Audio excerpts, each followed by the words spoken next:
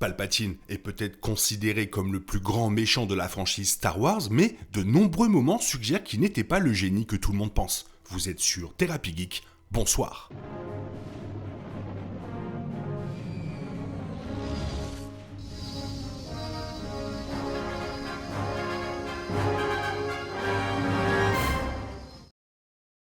Même si l'empereur Palpatine aimait prétendre que tout se déroulait comme il avait prévu, en réalité l'empereur était particulièrement doué pour réagir aux circonstances inattendues. Comme exemple, l'armée des clones a été chargée par le maître Jedi Sifo Dyas de protéger les Jedi contre les Sith. Palpatine a vu l'opportunité, reprenant le projet et veillant à ce que la programmation de l'ordre 66 soit implantée dans chaque clone. Darth Sidious excellait également dans le choix minutieux de ses agents. L'empereur pensait que seuls deux de ses meilleurs stratèges auraient pu facilement repousser la rébellion, le grand Moff Tarkin et le grand amiral Thrawn. Les paroles de Palpatine suggèrent qu'il a laissé à ses lieutenants les plus compétents une grande marge de manœuvre, faisant confiance à leurs compétences et aussi à leur jugement. Il avait de bonnes raisons de déléguer les décisions à des têtes plus sages, car certains moments clés de la saga Star Wars suggèrent que l'empereur était beaucoup trop imprudent. Palpatine a hérité d'un plan qui avait nécessité 1000 ans d'élaboration. Il a presque gâché avec une décision imprudente. Les Sith opéraient en secret depuis que Dark Bane avait établi la règle des deux il y a 1000 ans, et les Jedi les croyaient éteints. Comme on le voit dans la menace fantôme, Palpatine a décidé de tout gâcher en dévoilant un apprenti qui ne le préoccupait même pas particulièrement.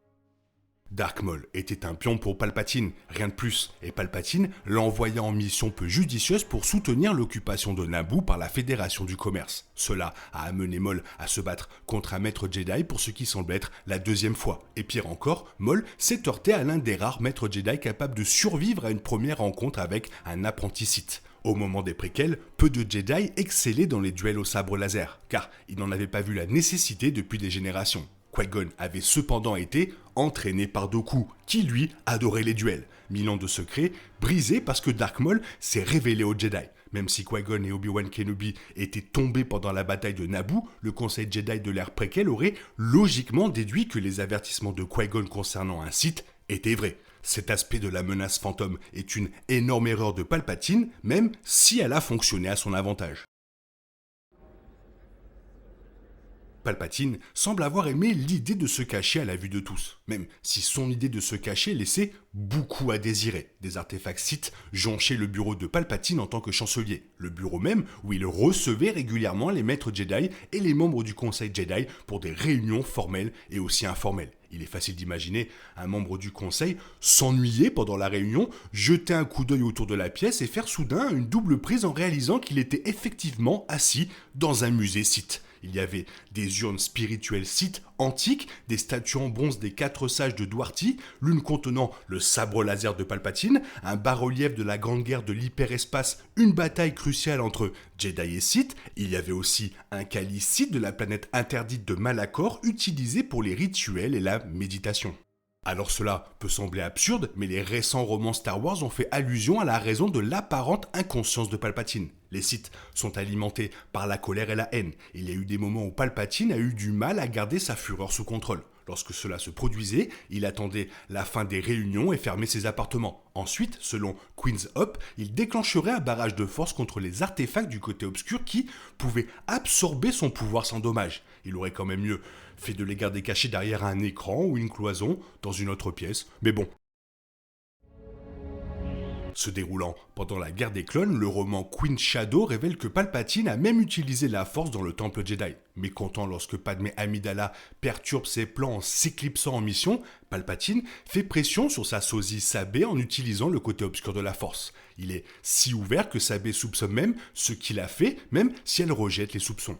Palpatine avait clairement confiance en sa mystérieuse capacité Sith à se cacher des Jedi. Cela témoigne cependant d'un excès de confiance proche de l'arrogance, qui aurait si facilement pu se retourner contre lui. Ce qui est vraiment remarquable, cependant, c'est à quel point il a fallu peu de temps pour inciter le Seigneur Sith à utiliser son pouvoir de cette manière. S'il l'a fait une fois, il l'a sans doute fait à d'innombrables autres occasions. Dans ce cas, il aurait suffi que Sabé fasse part de ses soupçons à Padmé. Toute la tromperie de Darth Sidious aurait pu être défaite au tout début de la guerre des clones.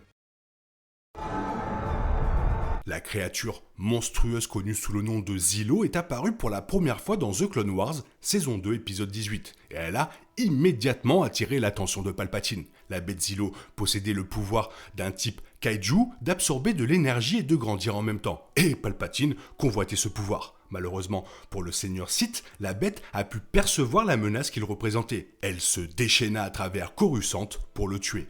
C'était un pari ridicule de la part de Palpatine, notamment parce qu'il ne savait pas si les Jedi et les clones pourraient vaincre la bête. Même si Palpatine aurait sûrement pu la vaincre lui-même, il aurait dû utiliser la force pour le faire et il aurait donc exposé sa vraie nature. La soif de pouvoir de Palpatine l'a aveuglé sur ce risque.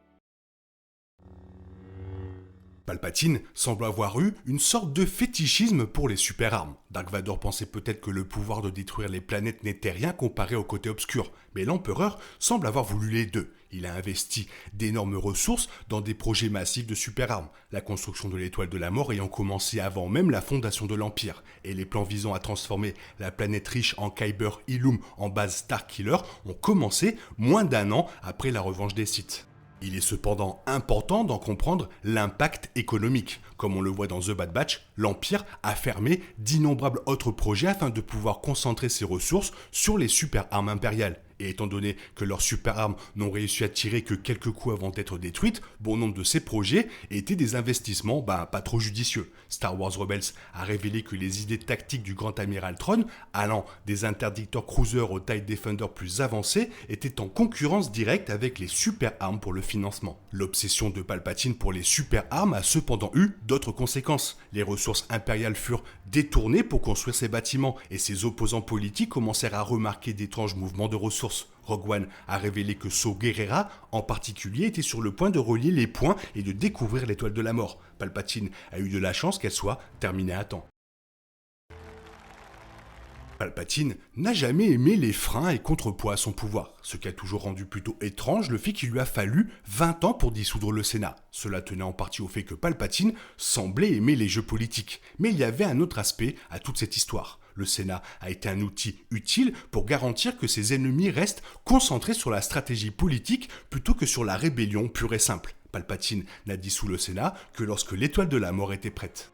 Ceci est révélé dans Dark Vador 1, où l'Empereur réprimande Dark Vador après la destruction de l'étoile de la mort. Maintenant, nous n'avons plus le Sénat pour maintenir l'ordre, fulmine Palpatine. Nous n'avons pas l'étoile de la mort pour les forcer, notre plus grande arme a disparu, notre production est en cendres. Nous sommes assiégés. Durant toutes ces années, nous n'avons jamais autant frôlé le désastre. Palpatine a attendu 20 ans pour dissoudre le Sénat, et ironiquement il a précipité. Il aurait été plus sage d'attendre que l'Alliance rebelle soit détruite, ce qui lui donnerait une marge de manœuvre en cas d'échec de l'étoile de la mort. Il semble que la destruction de l'étoile de la mort ait affecté les plans de Palpatine encore plus qu'on le pensait.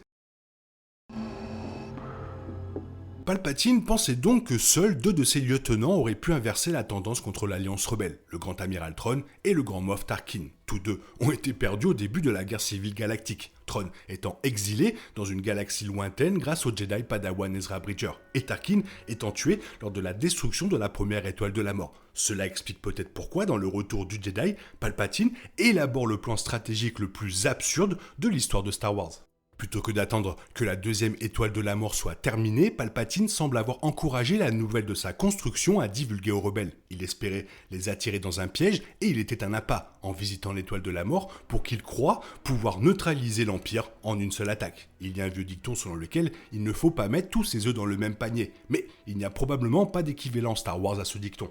Pourquoi Palpatine a-t-il commis cette erreur tactique ? Le scénario le plus probable est qu'il ait perdu sa concentration et devienne obsédé par Luke Skywalker. Il a eu des visions de Luke debout devant lui dans la salle du trône de l'étoile de la mort et a jeté toute prudence au vent. C'était littéralement une erreur fatale car Palpatine serait mort sur l'étoile de la mort, même si Dark Vador ne s'était pas retourné contre lui.